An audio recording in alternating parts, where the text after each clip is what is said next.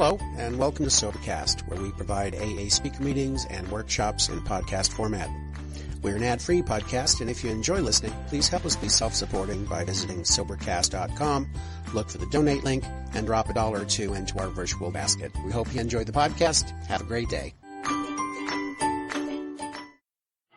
Hi, everybody. My name is Angie P, and I'm an alcoholic. First of all, I want to thank World Services, Doug R., and God for me being here. If I wasn't here, I wouldn't believe it myself. But I really want to thank my family in Cincinnati, Ohio, my family in northern Kentucky.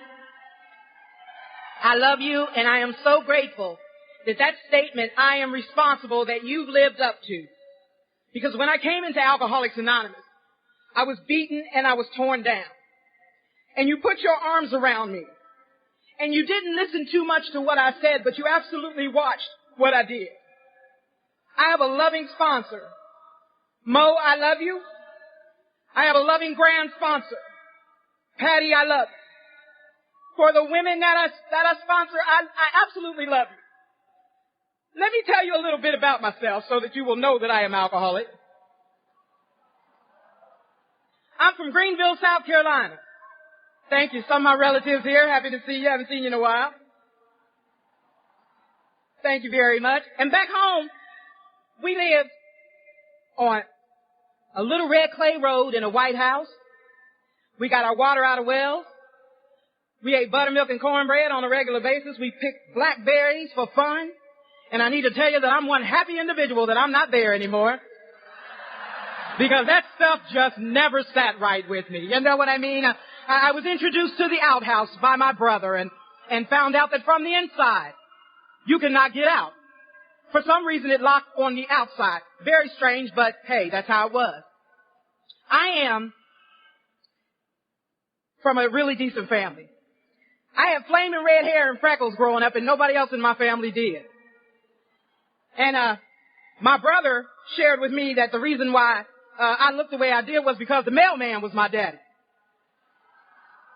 So whenever I saw the mailman coming with the mail, I'd be like, Daddy!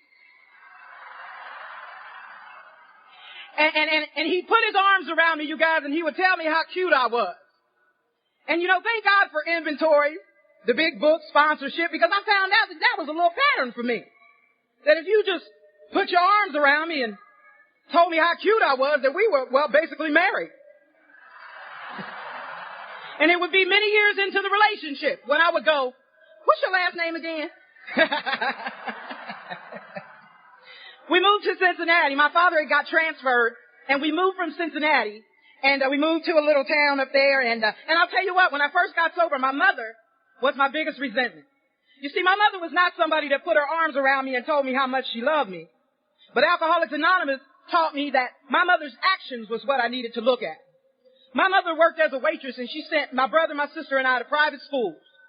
So we moved up to Cincinnati, and now I was a redhead, freckle-faced girl with a plaid skirt, a white blouse, black and white Spaldings, and I got beat up on a regular basis because it just didn't look normal. But I have to tell you this, there was this girl. See, I've always had this fear. There was this girl named Squeaky. Squeaky was like 6'4" in the 5th grade. And her and her little posse used to beat me up all the time. So one day, they stoned me coming home from school, and I ran in the house, and I said, whoo, Mama, boy, I made it in the house. Squeaky and was stoning me, and I made it in the house. And whenever my mother sounded like this, I knew it was trouble. She said, you know, Angela, at some point, you're going to have to go out there and learn how to take care of yourself. So what I want you to do is I want you to go out there and stand up to Squeaky. I said, stand up to her?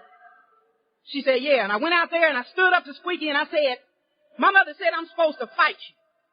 And Squeaky looked down on my little sorry butt and she said, well, come on. So I drew my fist up as tight as I could. And I squeezed my eyes as tight as I could. And I drew back and I reached up. I got her right here. Oh my God. I got her right in the face. And she didn't even budge. I said, you get ready to kill me, ain't you? But see, I got this mental twist called alcoholism that makes me remember what I should forget and forget what I should remember. And I forgot that Squeaky had just gave me the big beat down. But what I remembered was that I hit her. And from that moment on, I became a boxer. I fought everybody I could think of. When I came into AA, I told everybody, y'all better ask somebody about me. See, I'm known as the knockout queen downtown Cincinnati. You better watch yourself. If my sponsor told me to do something, I was like, hey, now you better watch yourself. I done hurt many people. And she said, yeah, right. So when I fought all the way up into the rooms of Alcoholics Anonymous, I just couldn't fight. So we moved to this town, going to Catholic school, and my mother decides at the age of 12 for me that she was going to move us to a different neighborhood because we lived in the ghetto. She moved us to an all-white neighborhood. So from the age of 13 to 17, I wasn't even a black girl no more. I listened to Bob Seger and the Silver Bullet Band. My favorite female singer was Janis Joplin. The first concert I ever went to was Led Zeppelin. Now, I gotta tell you this. I was at the Ted Nugent Foreigner concert, and Foreigner was singing Feels Like the First Time. Man, I looked around that Coliseum. There was about 50,000 people there, and I didn't see one black person. I said, boy, I am bad.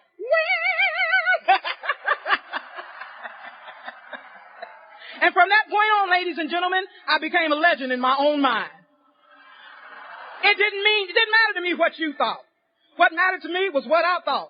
And whenever I would walk into a room, there was always music in my head. When I walked into a bar, there was always music in my head.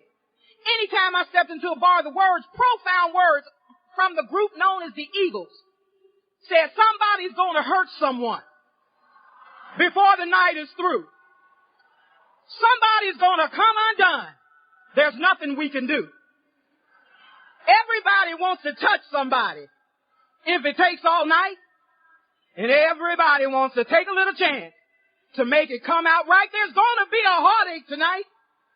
A heartache tonight, I know. So now let me tell you, I took my first drink at the age of 13. My friend Rebecca came over. She had a brown bag. In it was 2 bottles of Boone's Farm apple wine. See, I know that's right. That's right. Boone's Farm apple wine. Best wine in the world. Wasn't a grape in it. So I can tell you that what happened to me when I drank that bottle of wine did not happen to Rebecca that night. You see, I drank that bottle of wine and something hit the bottom of my feet. It was a warm, loving, fuzzy kind of feeling that rose up slowly through every ounce of my being. It was warm. Oh, it hugged me. It gripped me. It changed my look right before my very eyes. I no longer had red hair and freckles. I was beautiful. I had to hit Becky that night, the girl that I was drinking with, because, you know, I'm a boxer. And so as I began my drinking, and see, my story is not one where I did a lot of fabulous things in my life. When I took my first drink of alcohol, alcohol became my master from that time. I wasn't somebody who finished education. I didn't go to school. When I was in school, I left because I had to go drink. I stopped listening to my parents. I just started doing what alcohol told me to do. I was working at a recording studio. My dad had got me a job there. I've been singing since I was 3.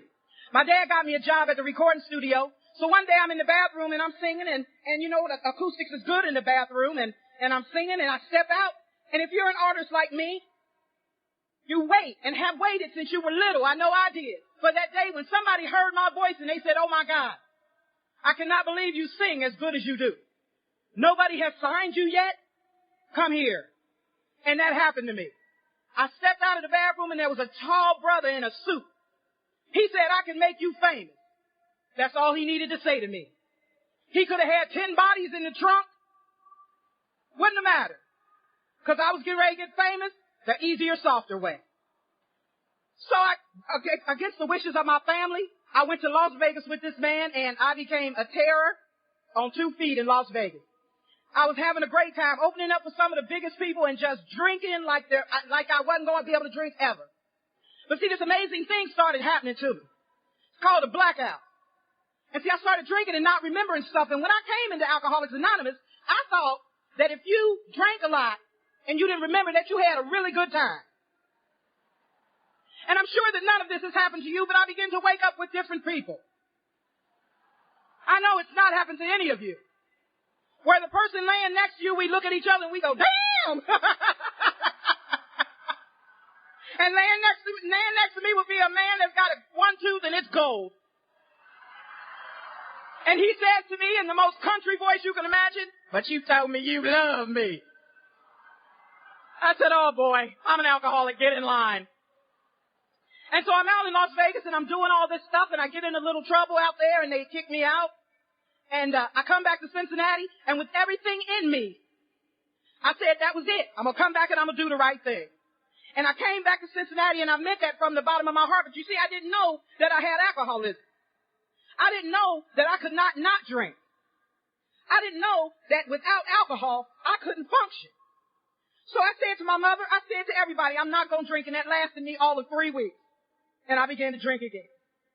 And then down in Cincinnati, you used to be able to get on the city bus on Sundays and ride for free. It was called Sunday Pass riding. And one day my brother and sister and I were all on the bus and we went all over the place and we went to downtown Cincinnati and there was a corner of Liberty and Vine. And there was a little restaurant there and when I looked over there, boy, it was lit up. It had pimps and prostitutes and fish in the bottom of men's shoes and they were wearing these big suits and big hats and I remember my brother looking over there going, boy, you couldn't pay me to go over there. And my little sister looking over there saying, ooh, me neither. And me sitting there thinking, shit, I'm going over there tomorrow. And so I began riding the number 20 bus all the way downtown on a regular basis, drinking with my friends, my buddies. I don't know about your friends. I had some friends out there. My friend's name was No Neck, Greasy Feet, and Tie-Dye. When I would bring these people over to my father's house, he would say, don't you let them sit on my furniture. I said, Daddy, these are my friends. Don't treat them like that. And I began drinking and hanging out downtown. And I began to get in trouble. See, when I took a drink of alcohol, it totally engulfed my life. And see, things happened to me like I would drink, I would end up in the holding cell. And the only way that I knew what I did was when that public defender would come and tell me. And when I would stand in front of the judge and he would ask me how I plead, I really didn't know. But he said, no contest. Then they sentenced me to time. See, I know what it's like to be caught up in the grips of alcoholism. And so I go to jail, boom, I take the physical, they tell me that I'm pregnant. So I'm on my way to jail with a child growing on the inside of me, and I'm headed to the Ohio Reformatory for Women for some stuff that I didn't even really know I did. But the one thing that kept me from losing my mind was the fact that my son was growing on the inside of me.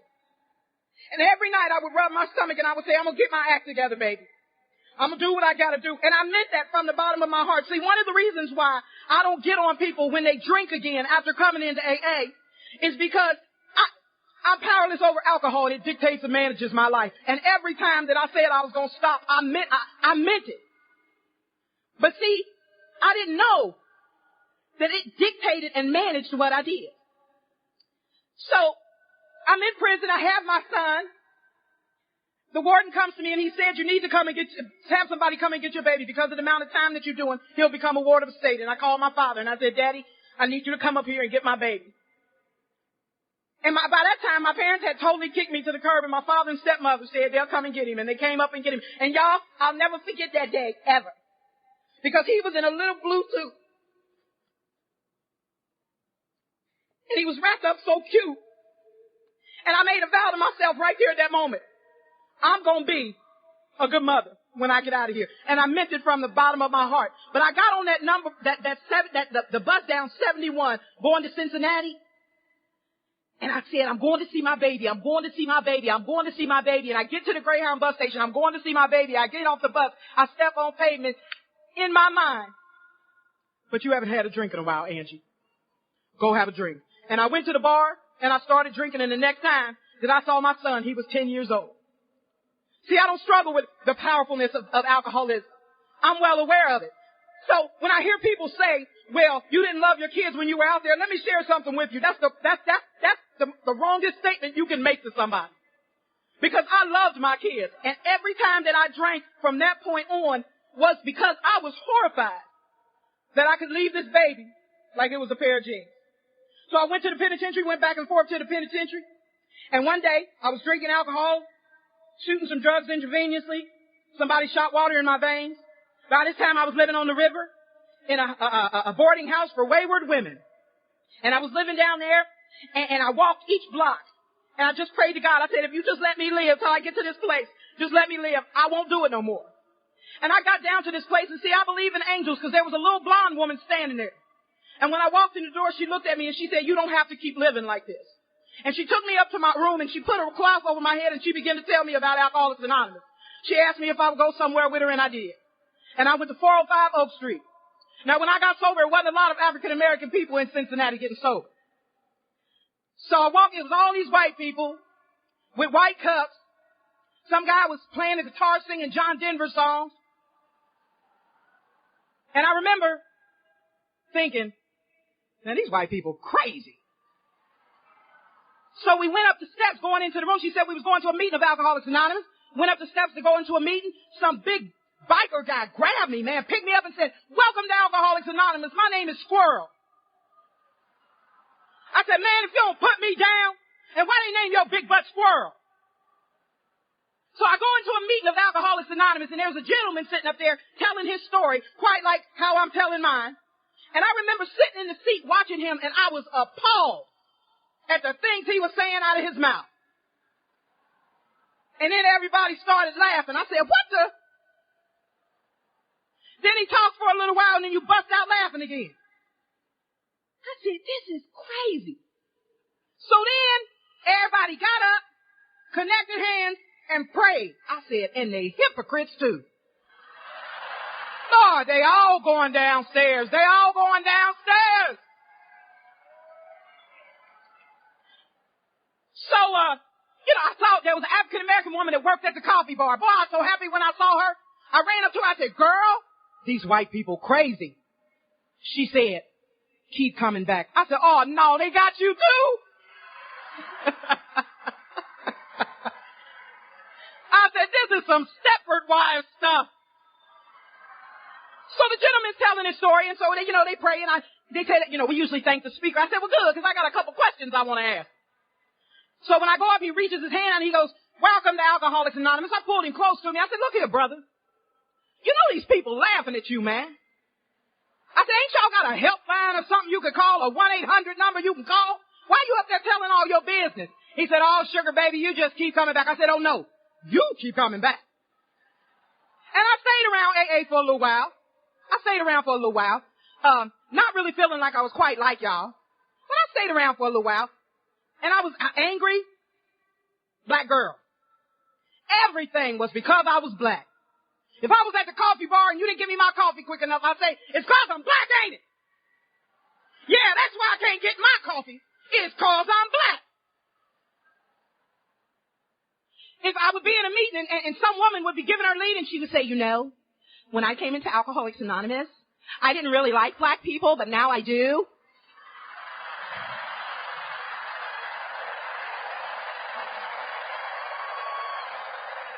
And I would be the one standing in the meeting, stand up and go, well, we ain't going nowhere. Power to the people.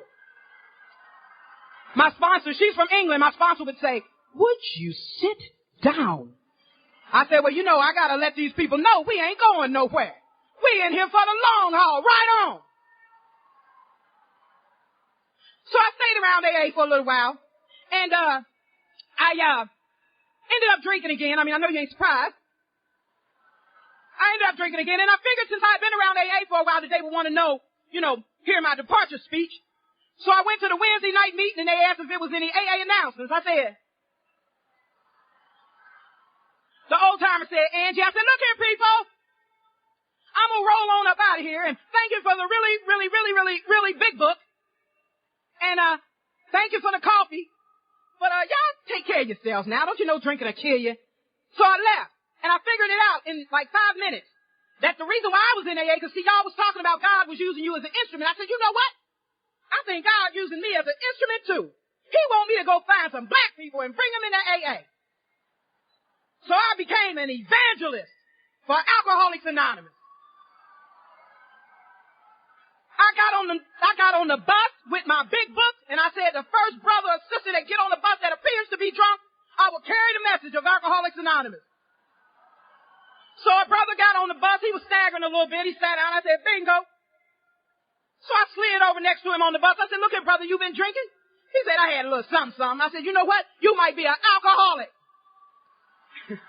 So he started cussing me out, telling me that, And I said, the people from the AA club told me that you would probably react like this to my information. So since you won't listen, I'm going to have to do this.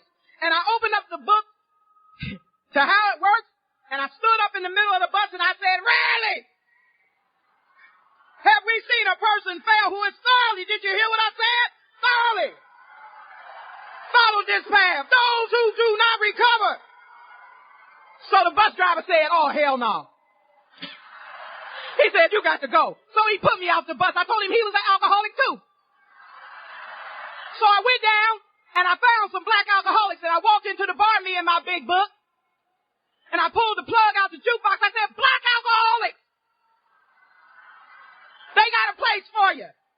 It's called the AA Club. They said, well, what you doing down here? I said, oh, no, I graduated. And part of graduation is right here in step 13.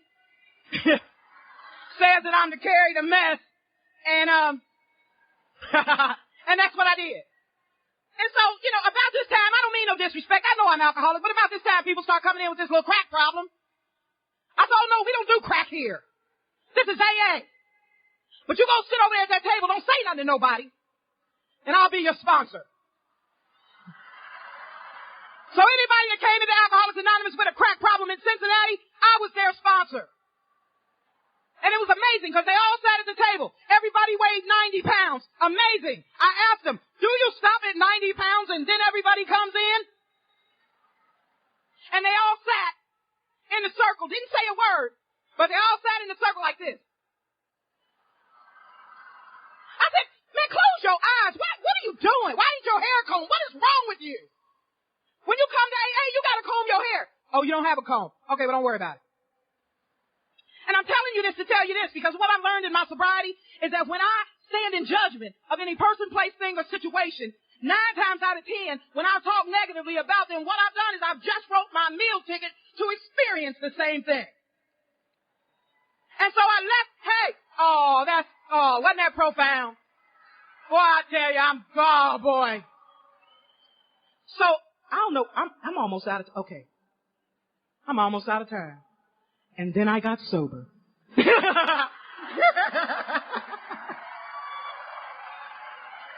I went out, let me tell you, I left Alcoholics Anonymous, and I went down there, talking to them people, trying to get them sober. And in the big book, it talks more about alcoholism, about, the guy went to a restaurant, see somebody about a car, yada, yada, yada. And suddenly, the thought crossed his mind that he could put whiskey in his milk. Well, suddenly, the thought crossed my mind that surely I could have one drink. Now I got my big book. Surely I should be, guarded because I have the big book in the bar. And I asked the bartender for a shot of gin, and she gave me a shot of gin. And 45 minutes later, I was in the crack house. I ain't thought about smoking no crack. But you know where I went when I came back? To the round table. I weighed 90 pounds. This old timer, when I was giving my departure speech, he put me out of the meeting. He was there that day when I stepped back into that clubhouse. And when he looked at me, he said, Angie, you're going to die. And I said, I know. Because see, everything you told me was going to happen. It got worse, never better. But I'll be forever thankful for those people that stood at the door of Oak Street. And as dirty and as stinking and as nasty as I was, that you reached your hand out to me and you welcomed me into Alcoholics Anonymous. See, we got to be real careful about that. We got to be real careful about these people that come in talking to themselves. You understand what I'm saying? Because it could be your next speaker.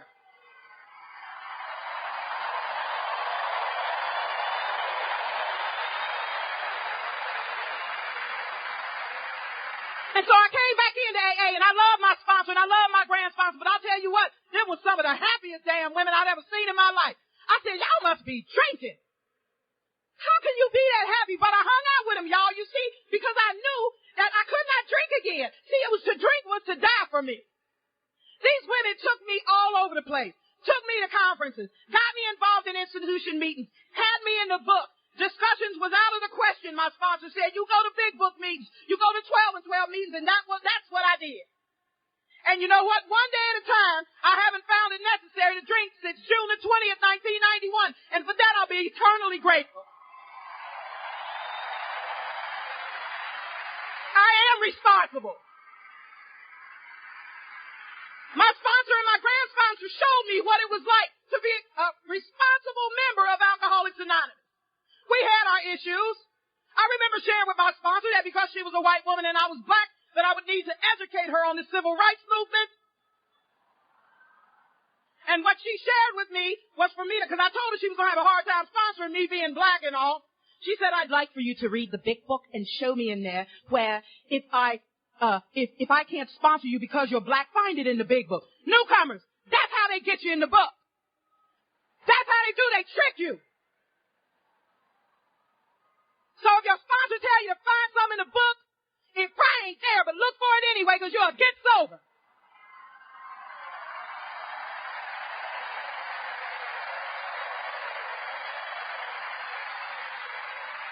And I need to tell you that because my sponsor and my grand sponsor and the women that I sponsor and the old timers did the responsibility thing, I can tell you that along with the power greater than, I'm standing here today and it's an absolute miracle. An absolute miracle. I love Alcoholics Anonymous. And let me tell you something. My sponsor got me busy in the steps. I started doing the steps. And I'm going to tell you something. Life began to happen to me. I didn't make it happen. God and Alcoholics Anonymous made it happen. The only thing I did was show up and do what you told me to do. Not what you suggested, but what you told me to do.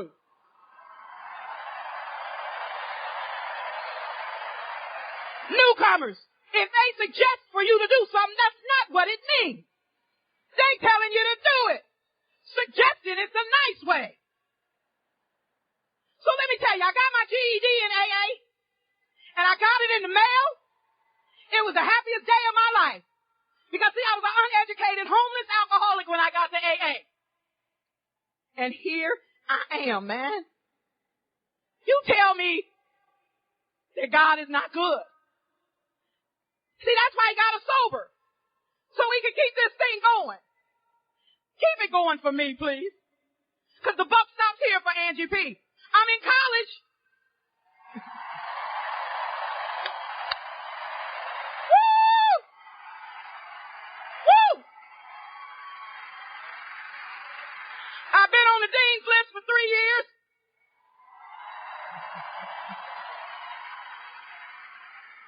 And they got me running a program. What the heck? Let me share something with you and then I'm going to shut up. For my sponsor, I'm extremely grateful. For my grand sponsor, Donna, I love you. Doug, Derek, and Bob, I love you. CP, I love you. Cincinnati, I love you. Alcoholics Anonymous, I love you. Peace.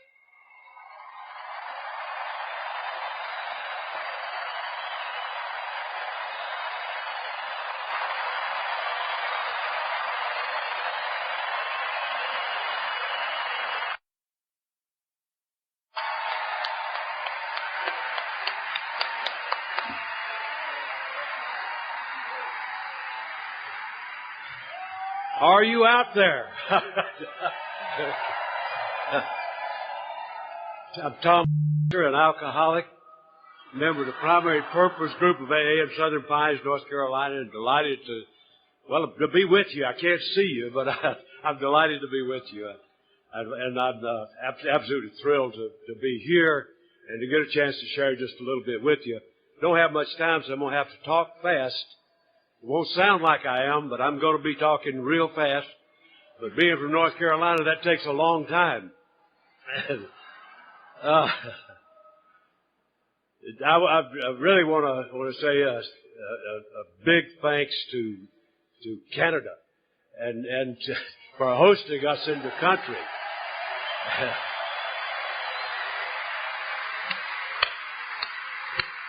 And to Toronto, the city in which we sit, and the first city that has ever had the International twice. Thank you, Toronto.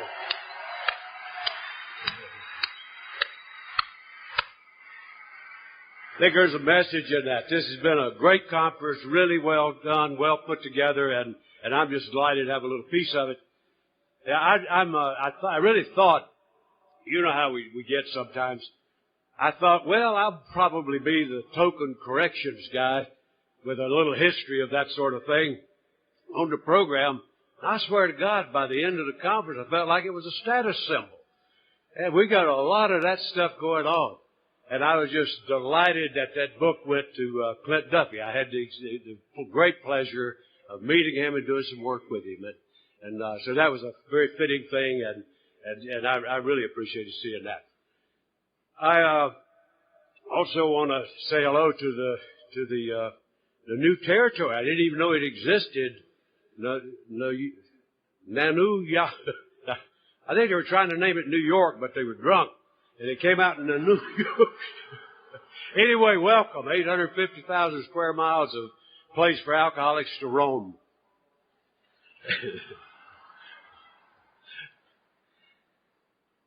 A lot of deja vu involved in this for me this morning. 40 years ago this date, I was sitting in this city in Maple Leaf Gardens at my first international, and I heard our founder, Bill, introduce the Declaration of Responsibility. And what a great day that was. What a great day that was. And what a great experience to be with Bill, because during the course of that conference, I really understood Bill's vision and came to claim it as my own. It became my vision. And I left this conference with that vision beating in my heart, and the confidence in AA had never been stronger. At that time, I was a guy 8 years sober. The clouds were just starting to open up a little bit so that there was some sunshine. And when I came here and moved into this world and listened to our founder share that vision, I left here a different man than I came in. And so it is really great to be back in this city and to be able to reminisce a little bit about that. The other thing I was just mentioning about that international, I'm going to get this out of the way, and then we'll drink whiskey and throw up, all that. The other thing I want to mention about that, a convention can be one of the loneliest places in the world. I'll guarantee you there are people in this room who have spent this weekend as if the convention was behind a glass wall, who are still into enough isolation that it's almost like an unbelievable fairy tale scene. And it takes a while to grow out of that. When I came to let me offer you this for whatever hope it might involve. When I came to that conference, I knew a few people. Oh, it might have been 18 or 20 out of the bunch that were here. And it was not a lonely place, because I just kind of like to mix it up anyway. But what a contrast, Today, when I come to this international convention, I think I know half the people here. And that's the miracle of hope in Alcoholics Anonymous. Never have to be alone again. And that is literally true. Literally true.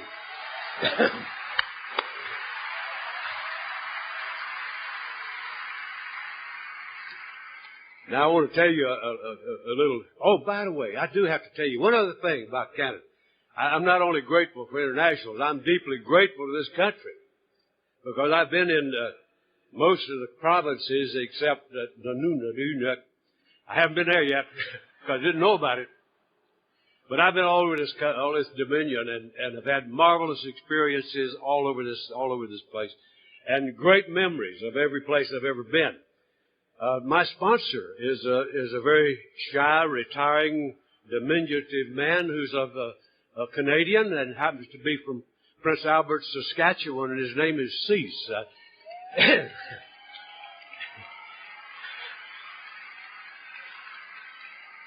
I have a wife who's sitting out in the darkness somewhere in this room who's from Prince Albert, Saskatchewan, and now we've Americanized her. We've almost taught her to speak proper English down south, but she's learning slowly. That's been great stuff. I've got a lot of gratitude for Canada. I try to show my gratitude by sleeping with a Canadian woman every night that I possibly can. Now that I'm sober, it's my wife from Prince Albert, Saskatchewan.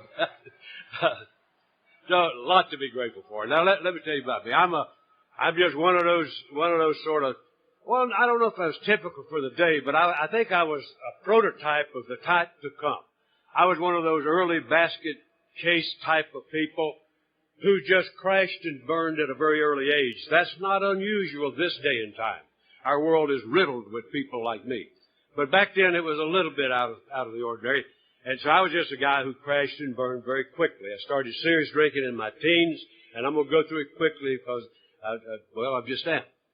And I went through in my teens. I fell in love with booze. I developed alcoholism by the time I was 18 years old, and I had a very chaotic life. Mine was characterized by just an overwhelming record of failure. I screwed up everything I ever touched. I lost every job I ever had, never held one for as much as a year.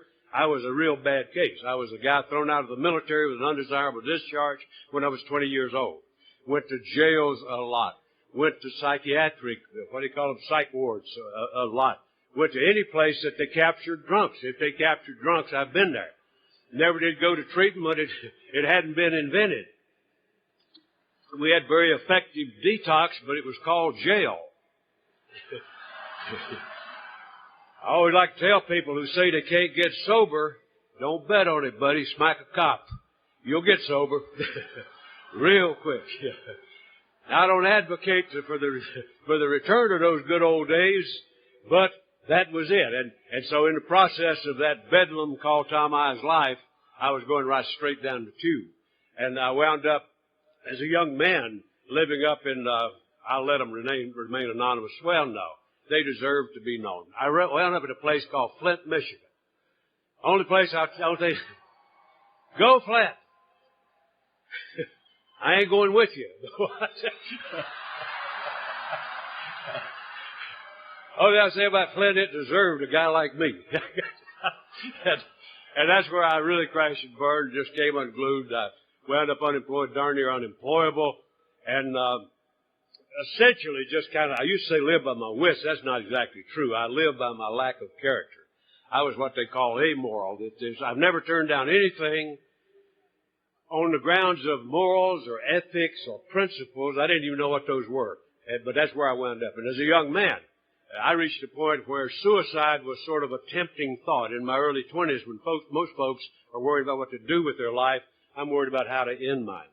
Yeah, I wound up selling my blood in that city, $5 a throw, just to survive and deal. I wound up surviving by taking from other people, rolling other drunks. I don't really put that in the amends column because it was sort of the food chain where I lived. You were either the rollee or the roller. Somebody gonna get rolled, you know. And so I just happened to be on both sides of that deal a lot. And so wound up. And then, and so my life was just crashing ahead. This wasn't something, if there was any characteristic that was constant in it, it was that once in a while I would straighten up and I would do impossibly well. But I had an unusual propensity to take a drink at exactly the wrong time and screw up the best of plans. And so in the meantime, I'm just crashing down.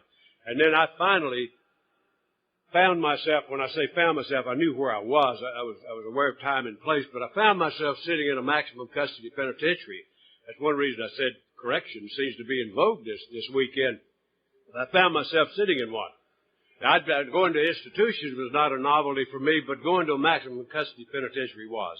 And that's where when I say found myself, that's where I was when the fog lifted. What our first speaker was talking about was that clarity. Where for the first time that I had stopped long enough and taken a serious enough look at my life to see who I was, what was happening, and where I was going. And what I saw looked awful no matter which way you looked at it. The past was too bad to look at. The future was a dark cave. The present was unbearable. And so that's who I was when it came to. To add to that, I was in there for a crime That's all too familiar to alcoholics. I was there for a crime that I committed in a blackout that I had no recollection of then or now or ever. But a crime that too horrible for punishment. There is no adequate punishment for the crime I committed. I could be nice and say that I had an unavoidable accident. Fact of business is I don't know. I couldn't even be a witness at my own trial. I had to listen as if I were on the jury. And I would have been for conviction at the end. There was no question that I did it. And what I had done was taken the lives of two young people with their lives in front of them whose only mistake was trying to cross a street in which I was driving. So that was the reality that I came to grips with when I started to be aware of who I was and what had happened and what I was about. And that was absolutely the end of the line. I had snapped into isolation as severe as I'd ever known, and I'm confident, without any question, that I would have stayed in that isolation, that absolute tomb of guilt for the time that I remained in that place and survived. I never thought I'd ever come out of there alive and really didn't care. Didn't care. All I wanted to do was disappear. They put me in a cell, sat in there, tried to do anything I could do to keep from thinking. And thank God for people who recognize alcoholism and take actions to try to motivate doing something about it. Thank God for that. You know, thank God for a program we have in Alcoholics Anonymous that's called Cooperation with the Professional Community. You know, sometimes we think that means mail them a pamphlet. That's not what it means. It means to engage and try to find out ways that we can cooperatively interact. I'm extremely grateful for that because whether we called it that or not, that's the thing that decided my fate. Because I tell you what happened. One day a guy called me out for an interview. He didn't have any trouble diagnosing me. Nobody ever had. I never had one diagnosis in my life. And my God, you drink a lot. Or you're a drunk. Or you're an alcoholic. He was the same. And the only difference was he added something I never heard. He said, we have an AA group here. And I think you ought to go. There was no command. There was no mandate. There was no consequences if I didn't. Just a flat, friendly statement. You ought to go, man. They fixed it. And so I walked into my first meeting, Groundhog Day of 57. And by the amazing grace of God, I've never had a drink since. Amazing to me. And I'd love to thank you very much for that. I'd love to regale you with a long story about that because that journey back from desperation, that journey back from defeat, that climbing out of the ashes, God, what a thrilling story that is. And what an encouraging, hopeful story that is. Because I'm exactly the guy I was just telling you about. And I walked into Alcoholics Anonymous. I was absolutely into withdrawal. We had a huge group there, 300 folks. First meeting, nobody spoke to him except the correctional officer. I had him on the door, read my name, Iverson, said, sit down. I sat down and listened to my first meeting. And what I had walked into, thank God again, was an excellent group of Alcoholics Anonymous. I'm not talking about a nice little gathering and a fine fellowship. I'm talking about an excellent group of Alcoholics Anonymous. As good as I've ever seen. I've been to them all over the world. But it's as good as any group I've ever seen. Thank God. I think that was maybe, not in spite of the condition, maybe because of it. Because of the setting and the environment. It took a strong group to do it. And I'm so grateful. What I mean by a strong group, it was a group that had a purpose. It was clearly spelled out. We knew what we were trying to do. Tradition 5 was alive and well in that group and fully practiced. That's where I got introduced to a service ethic. That's where I got introduced to steps. That's where I got introduced to the real work of Alcoholics Anonymous. That's also the first place I ever experienced freedom in my entire life. In a maximum custody penitentiary, locked up like a wild animal, and became free. Became free. If you don't think this is a powerful program, take a look. That's the first place I ever felt decency and honesty and integrity and worth. And they were products of this program. Nothing that has ever come my way in Alcoholics Anonymous has never been more richly effective than what I received in that penitentiary. And so I became a real functioning member of AA.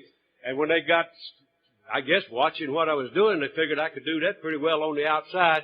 And they decided to release me when I'd only been there 3.5 years on a 15-year sentence and the minimum eligibility. And so they released me. And when I left that place, I had I had the dreams as any person has when they're coming back. Whether it's in a risky treatment center or a penitentiary, everybody comes out with the fears and uncertainty and anxiety and apprehension, and I was no different. I had all the fears, but also had the sure knowledge that I had a program that was a vehicle to a new life. And I knew that. I knew without any question whatsoever. And so I had some dreams, little dreams, real little dreams, that sound ridiculous to somebody who grew up in a fairly normal circumstance. Yeah, I wanted to be a citizen. I never had been. I'd never voted. I'd never paid taxes. I'd never had any concern. I didn't raise property values. I brought them down just by moving in. So I wanted to be a citizen. I wanted to take part in this thing called life. I wanted to work for a living, do an honest day's work for a decent day's pay. I wanted to have a friend again. I'd never had a real friend who wasn't a bad drunk in my life. I wanted to have a friend. Didn't know if I ever would or not. Wanted to be trusted. Didn't know if I ever would or not. Little dreams, eh? Tell them in Canada. It takes me about a day to catch that and 2 months to get rid of it. But those were what I was looking for. I just wanted to find a place in the world. And so I hit the ground. I got immediately active in AA, and that is truly the understatement of the millennium. I was running like a wild goat. Man, I'm telling you, I had the divine privilege of helping start Alcoholics Anonymous in the city. And that is a marvelous, marvelous privilege. I highly recommend it. Well, I imagine up in the they're going to get a chance to do some of that. And it's a great, great feeling. And so I got off and running. And I want to tell you, I should have looked what time I started. But Gary will tell me. And as big and bad looking as he is, I'll listen. I will tell you, and let's just preface it just a little bit. I want to tell you about some things that happened in my life. Number one, dreams come true, because every dream I ever had came true, and some I wouldn't have dared dream have come true. And that is so absolutely true. And that's, to me, it's predicated on two things that are basic principles of AA in my mind. One is that miracles happen. Now, I'm a pretty practical-minded, pragmatic sort of guy. I'm not some mystical magic show guy. I'm a deeply spiritual man. I believe what the book says, the spiritual life is not a theory. You got to live it. It's either everything or it's nothing. So I'm a spiritual man in everything that I do. And so I think the spiritual life is not a theory. And as a result of that, miracles happen. And I don't put a lot of sort of mystique on a miracle. To me, a miracle is what occurs when preparation meets opportunity and God does the introduction. And that's when miracles happen. And God knows how many I've had in my life. And I hope you have too. Miracles happen. The other thing that's not a theory to me, it's something I absolutely know, is that when we turn a broken and wasted life over to this simple but powerful program, and God's got work for us to do, the walls come down. And I don't care what the walls are, the walls come down. I meet people all the time who are imprisoned by their past, who are imprisoned by their fear, and I'm here to tell you that the walls will come down. If I give my life to this simple program and take the actions, my God, stuff will happen. And what happened with me? When I hit the street, I got immediately active, went to meeting the first night, every night for a long, long time, and guys got me involved in prison. I didn't know I was going to be able to get back in. Well, I thought I had a chance of getting back in, but I didn't think I was going to get to go visit an AA group in one. Second week was out. Some guy said, "Come go with us." And I said, "Where?" They said, "Jail." I said, "They're not going to let me in. I'm just out of a maximum custody joint." Come on, it's no problem. We walked in. 2 months later, I was named outside sponsor of that prison. I'm just out of maximum custody. I'm still on parole. And for God's sakes, they make me a trusted servant, to look after a program in a prison. That's an unbelievable thing to me. And I could have been more honored if it elected me governor. Good God. A total affirmation. About the same time, a pro guy came to me one day and said, "Tom, you real active in this AA thing. Concerned me because he was going to try to tell me to slow down." I knew I wouldn't.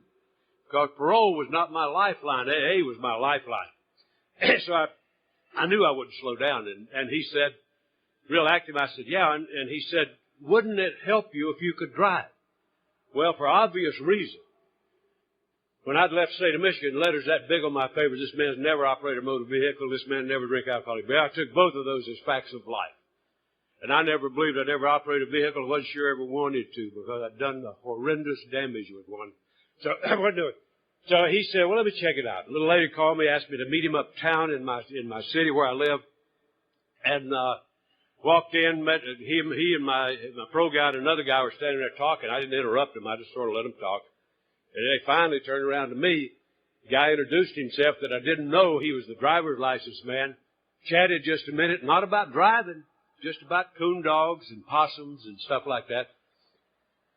And when we got through chatting, he handed me a driver's license. Didn't even ask me if I could drive. No test, road, written, verbal, nothing. Didn't even pay for it. You know it can't be legal. But I've been driving ever since.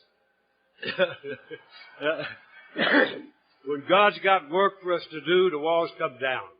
If I had been trying to con and manipulate that into happening, I would be walking today, and I believe that.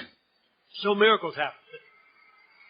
I was elected DCM 5 months after I was out. I'd gone to 2 years of Michigan State while I was locked up. But I hadn't learned how to spell DCM, so I wasn't really sure what it was.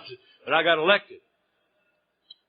And same guy who wondered if he'd ever be trusted. Hey, I'm asked to be the trusted servant for AA in 15 cities. Amazing stuff. 2 years after that, I got a call one day from state capitol in my state. A guy on the phone I'd met once, and just for a few minutes, he worked with the prison system. So he asked for Mr. Iverson. I got on the phone, and he said, Mr. Iverson, we're expanding the rehabilitation program in our prison system. We wondered if you might consider accepting a position. And the first thing I said, you can well imagine, I said, do you know who you're talking to? And he assured me that he did. He said, we've checked you out. And, well, of course they had. And I said to him, just spontaneously, I didn't have to think, I said, my God, man, I'd rather do that than anything that I could imagine. But inside, you know what I said. There ain't no way. The day of that phone call, there had never been an ex-con hired into a prison system, and I knew they weren't going to start with me. But if they were going to do it, they had to start with somebody. And I guess I was somebody, and so they did. And so, to remind you again, when God's got to work for us to do, the walls come down. I don't care what the walls are. And so I went to work scared to death, as you can well imagine. I'm the only guy on the planet with that experience. Who do you talk shop with? There ain't nobody else. You know, so my close confidant was my boss man called God. That was close and very, very essential. The other thing was AA tradition. Tell you what, AA traditions are a fact of life in this guy's life. I practice them in everything that I do. I've used them more in my professional career than anything I ever learned in college. Far more. Because all it's about is how to get people to work in unity. And that's what they're about. And that's what we do in the world. And so that's what guided me through that uncertain ground of trying to figure out how to be the man. Am I professional? Am I one of the guys? Am I going to be a hoodlum hero with tabloids out and all this? And so what I decided to do was what the principles say. To take my place. If I'm going to take the pay, I'm going to do the job. And I became a professional. And I finished my education in correctional administration. I wasn't ambitious. I just got tired of being the dumbest guy in the room. And so I went back and got my thing just so my resume wouldn't look so weird. You hate to put mental hospitals and jails and this. You got to have a little something else. I didn't need it for my career. My career was taking off like a rocket. When you do good work and you work hard, if you don't watch it, you'll get the Peter principle set in. You'll get elevated to your level of incompetence. And I think that's what happened to me. I got started booted up.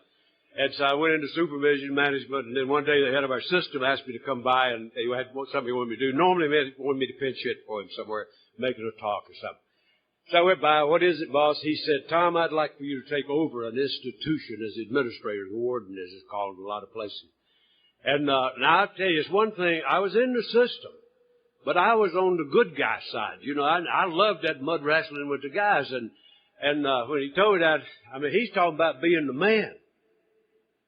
I didn't want to be the man. I said, Jesus, I didn't want to be the head screw in this place. I just want to sort of duke it out with the guys. And then I said, will you give me some time to think about it? And he said, well, of course. Take 5 minutes. I gratefully took the 5 minutes, went out and prayed hard in the bathroom. That's where I do my best praying. Did some just a little while ago, right back here. Good place, good place. Got sound effects and everything. So I thought about it, and then when I went back and I said, okay, I'll do it. And that started an increment of my career that I spent about 20 years. And my basic M.O. in the prison system, I kind of like Gene from California said in the workshop yesterday, I had a job description, but my real mission was to shut those suckers down is what I was trying to do.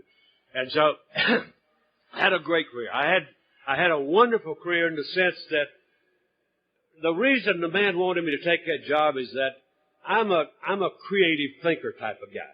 If you want somebody to run something, don't get me. Because I'll guarantee you I'll make something else out of it by tomorrow. Yeah, I'm a guy who if it's in place, it's old. And so I'm working on plan B. And so that's the way I approach that. And so I had a chance to do some tremendously challenging, rewarding things. I had a career that I wouldn't have traded with Bill Gates. Absolutely super. Finally found out I was the oldest rat in the barn. Bad thing about it. I mean, I'm one of the few people, there's several of us here, but there are not many of us that were here for the 40 years ago for the convention that was here. So I wound up being the oldest guy in the system. I never wanted to be that, and so I retired. And so I had I'll tell you one thing. If you were, and I've seen some people as old as me here, if you're somebody that's looking at retirement and you're active in Alcoholics Anonymous, don't give it a second thought. Because what a marvelous thing when I retired to see that my decisions about retirement were already taken care of. I had a way of life second to none. And so I was busy the day I retired. I've never been busier in my life than I am right now. And I'll tell you what I want to wrap up around, and I don't have a clue where we are, but I'm just going to go hard as I can. Gary, just tell me when I'm done. I'll tell you what I sort of build that around, and really what I'd like to finish up with here today is, in our book, if we don't watch it, we'll turn AA into something where we think it's all about fixing me. Where every meeting, it ought to be viewed in terms of what it will do for me. And if you look closely at what our book says, and if I quote a page number, you better check it out because I guarantee you it'll be wrong. And I won't get the quote exactly right, but it'll be close enough that you can identify it. But if you look at, particularly in that section right after the promises at the end of step 9, it moves into telling us what to do with the new freedom we found.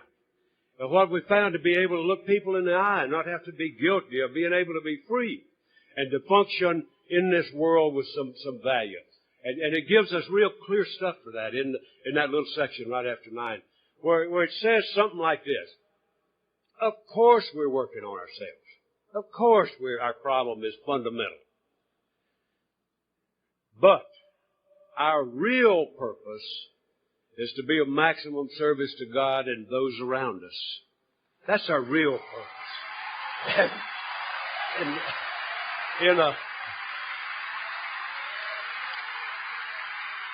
In another place down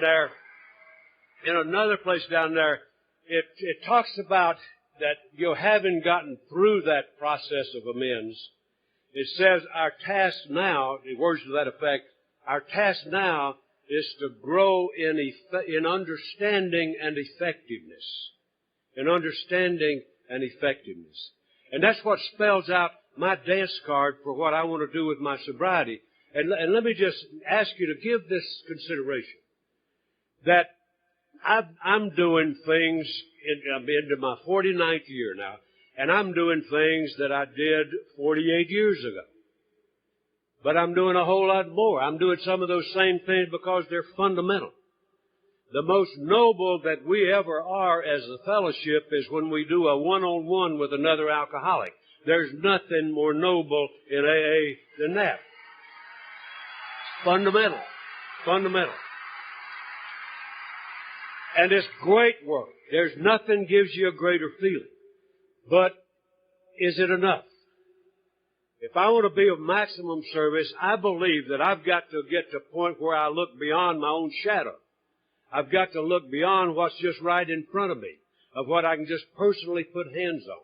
If I want to be of maximum effectiveness, I have to widen that sphere of concerns that we have. If I want to be of maximum, now if all I want to do is feel good and focus on me, then I don't need to pay attention to this. But if I really want to be somebody who feels like they're of maximum service and therefore maximum reward, then I need to take a look and realize that while I may be a wonderful person, there's only so much I can do individually, head to head. And that ain't enough for me because I don't think that's maximum effectiveness.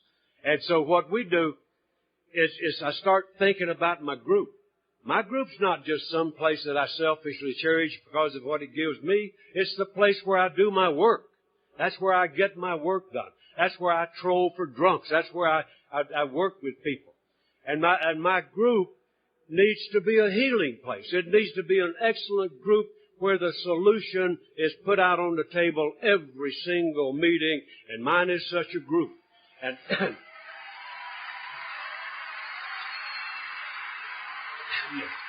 And I'm grateful for that. I am truly grateful for that. That's the fundamental building block of AA, is that strong home group. Not chat shops. Strong home groups. And it's not enough to just be, I'm not one who says I belong to the best group in the world. I don't. I belong to an AA group. And it's a good, effective AA group that does a lot of service work. A tremendous amount of service work. And we're well rewarded for that. But it's not enough to just be a good group. What kind of a neighbor am I?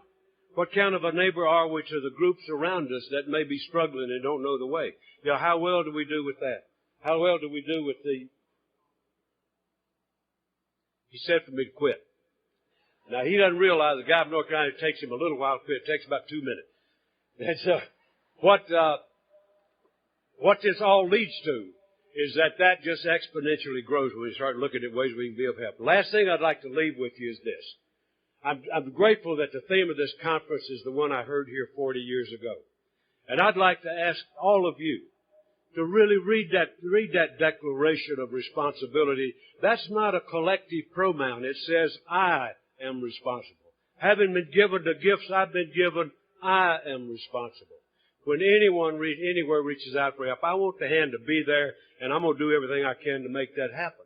I don't care whether it's in Nunuk or India, where they got 30,000 and a whole lot of Indians. We got a lot of work to do. I hope that you'll study that declaration, take it seriously. Thanks a million.